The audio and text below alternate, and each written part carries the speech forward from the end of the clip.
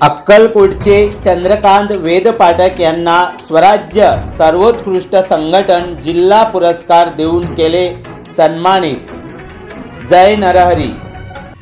स्वराज्य माहिती अधिकार संघटनेच्या मागील 5 वर्षाच्या इतिहासात सोलापूर जिल्ह्यात जिल्हाध्यक्ष चंद्रकांत वेदपाठक यांनी कमीत कमी दिवसात लक्षणीय असे सर्वोच्च सदस्य नोंदणीचा विक्रम व संघटना जोडण्याचा सर्वोत्तम कामगिरी केल्याबद्दल त्यांना स्वराज्य सर्वोत्कृष्ट संघटन जिल्हा पुरस्काराने सन्मानित करण्यात आले। स्वराज्य पोलीस मित्र पत्रकार संरक्षण आणि माहिती अधिकार संघटनेचे संस्थापक तथा राष्ट्रीय अध्यक्ष दीपक कांबळे, संस्थापक तथा राष्ट्रीय महासचिव कमलेश शेवाळे, महाराष्ट्र प्रदेशाध्यक्ष सौ धनश्रीताई उत्पात, तरुण भारतचे संपादक प्रशांत माने, सुप्रसिद्ध दिवाणी वकील ॲडव्होकेट विश्वनाथ आंगडे, पोलीस निरीक्षक सोमनाथ कदम यांच्या हस्ते व सर्व विश्वस्त सर्व संचालकांनी मोठ्या प्रमाणात उपस्थित पदाधिकाऱ्यांच्या साक्षीने सोलापूरच्या हॉटेल निसर्ग येथील जिल्हा अधिवेशनात सत्कार मूर्ती चंद्रकांत वेदपाठक यांना प्रदान करण्यात आला। वेदपाठक यांना मिळालेल्या या पुरस्काराचे सर्वत्र त्यांचे कौतुक होत असून स्वर्णकार समाजातर्फे सुद्धा संपूर्ण महाराष्ट्रातून त्यांचे अभिनंदन केले जात आहे। धन्यवाद। जय नरहरी। आणि माहिती अधिकार संघटना सोलापूर जिल्ह्याचे अध्यक्ष श्री चंद्रकांत दादा वेदपाठक या ठिकाणी उपस्थित असलेले विशेष उपस्थित मान्य श्री दीपक कांबळे, संस्थापक राष्ट्रीय अध्यक्ष, मान्य श्री कमलेश शेवाळे, संस्थापक तथा राष्ट्रीय महासचिव, माननीय सौ धनश्रीताई उत्पात, महाराष्ट्र राज्य प्रदेशाध्यक्ष, आजचे प्रमुख वक्ते श्री प्रशांतजी माने, संपादक दैनिक तरुण भारत, आणि प्रीतम यावलकर अप्पर पोलीस अधीक्षक आज उपस्थित नसल्यामुळे त्यांच्याऐवजी कदम साहेब आलेले आहेत। आणि त्याशिवाय आपल्या या संस्थेचे सर्व पदाधिकारी उपस्थित बंधू भगिनींनो, माझा परिचय करूनच दिला। Advocate DS. साळंगे गेले 49 वर्ष सोलापूर जिल्ह्यामध्ये वकील व्यवसाय करत असून लॉचे क्लासेस, लॉचा प्राध्यापक म्हणून देखील मी 49 वर्ष कार्यरत आहे। आणि आज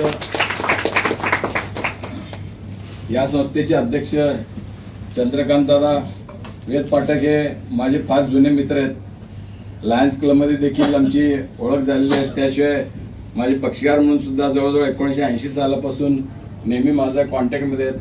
त्यांनी विनंती केलं की ह्या विषयावर आम्हाला थोडंसं मार्गदर्शन करा, माहितीचा अधिकार कायदा आणि त्याचे प्रॉन्स कॉन्स, फायदे व तोटे। त्यामुळे मी लगेच त्यांना हो म्हणलं आणि आज या ठिकाणी मला बोलवलं, त्याबद्दल मी या संस्थेचा सर्वप्रथम आभारी आहे।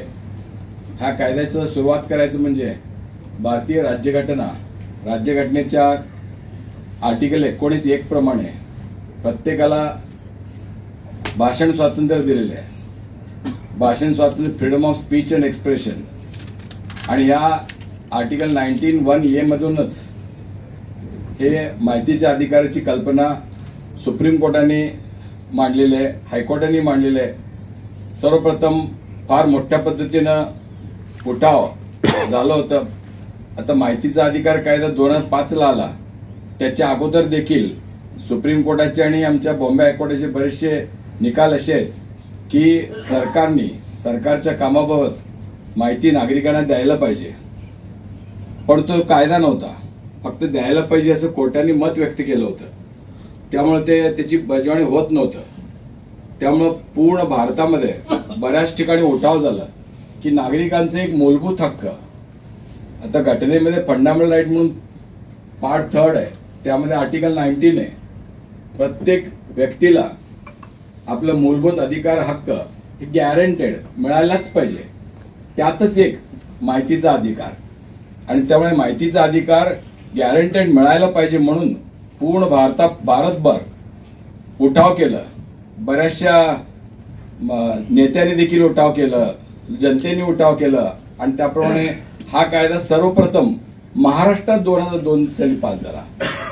पण तो महाराष्ट्राचा कायदा जो होता महाराष्ट्रापुरताच मर्यादित होता आणि त्यामुळे पुढं अण्णा हजारे सारखे इतर बरेचसे नावाजलेले नेते मंडळी देखील पूर्ण भारतात हा कायदा लागू करावा ह्या उद्देशाने नव्याने कायदा पास करावा आणि पार्लमेंटने पास करावा असं उठाव केल्यानंतर त्यांच्या उठावाला यश मिळालं आणि 2005 साली हा कायदा अंमलात आला आणि 15 जून 2005 ला राष्ट्रपतीची सही या कायद्यावर झाला आणि त्यानंतर या कायद्याची अंमलबजावणी मात्र 12 ऑक्टोबर 2005 पासून सुरुवात झाला. म्हणजे लोकशाहीमध्ये सर्वात महत्त्वाचं तत्व काय की सरकारच्या कामाची माहिती या जनतेला मिळायला पाहिजे. आपल्या घटनेमध्ये पहिलंच वाक्य we the people of India are the sovereign of this country. हा देश आपल्या जनतेचा आहे, जनतेला माहिती मिळायला पाहिजे. सरकारने किंवा सरकारी अधिकाऱ्यांनी काय केलेलं आहे याची इत्तंभूत माहिती प्रत्येक नागरिकाला मिळणं हे मूलभूत हक्क प्रत्येक नागरिकांचा आहे असं घटनेमध्ये म्हटलेलं आहे. म्हणून याचं बेस या कायद्याचं बेस सर्वप्रथम काय ना घटना आहे आणि घटनेप्रमाणे हा कायदा पास केला आणि कायद्याचं बरंचसं म्हणजे उहापोह बऱ्याच लोकांनी केलेलं आहे. त्यापैकी थोडक्यात मी जास्त वेळ घेणार नाही, थोडक्यात मी सर्व कायद्याची माहिती सांगणार आहे आणि ते फायदे आणि तोटे देखील थोडक्यात सांगणार आहे. म्हणजे अत्यंत